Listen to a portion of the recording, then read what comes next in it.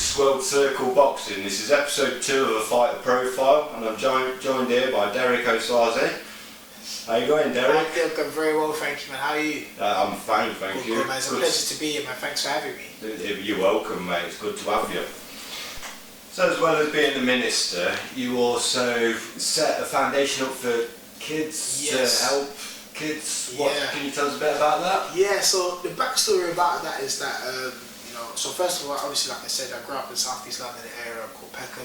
Peckham has made headlines in the last, let's say, decade or so for sometimes the wrong reasons. So it is an area that carries a lot of stereotypes and stuff.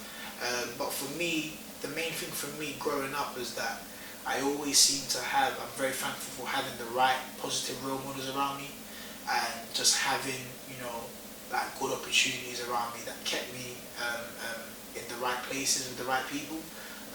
So that's something I'm very passionate about. Like, I remember when I was young, I'm still part of a generation that played out and went to the park and played football and stuff, and I remember just being able to stand in my house before I go out and have such a wide choice of different youth clubs I could go to and different parks I could go to. Like growing up in an area like Peckham, for me, it was a big community feel. So obviously I got into football coaching when I was 16. Like I worked for Tottenham, I used to scout for Millwall. So I started from sports coaching, but then through the sports coaching I started working with other youth organisations. Like I was a behaviour mentor, and I worked for the National Citizen Service, and things like the roles like that included, mentoring young people one-to-one and working with kids that may have been, kicked out of school, like pupil referral units. So, and obviously for me it was amazing because I could understand where they're coming from. Like I myself almost ended up in a pupil referral unit. I got excluded from school every year from year 1 to year 10, and I almost got expelled. So I was kind of that kid as well who was struggling in school a little bit. So the main thing for me was, in working through all these organisations mixed with the passion I have about young people and just seeing them maximise their potential. Like for the longest time I just wanted to sort of kind of start something where I could put the two together.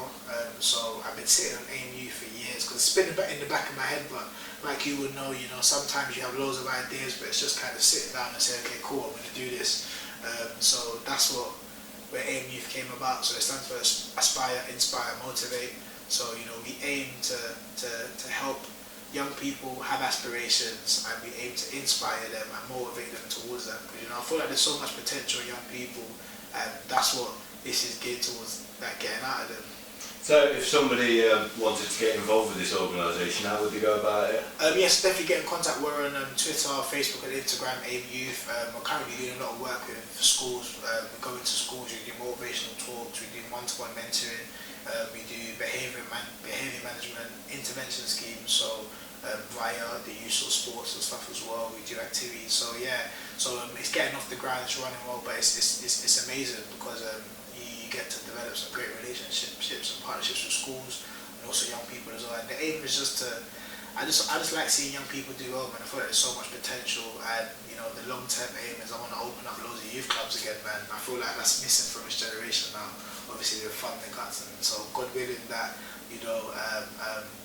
I make a bit of money, it'll be something I'd love to fund myself. So yeah, if therefore there's like schools or partnerships or organisations I want to get involved in, therefore make contact. Well, what we'll do is we'll add a link to the Facebook page on the thing for you. No problem. Right, Derrick Osaze, Ultimate Boxer Champion.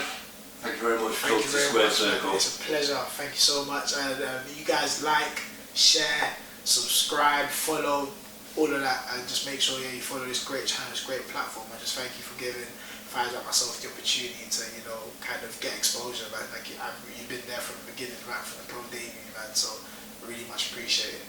Thank you very much.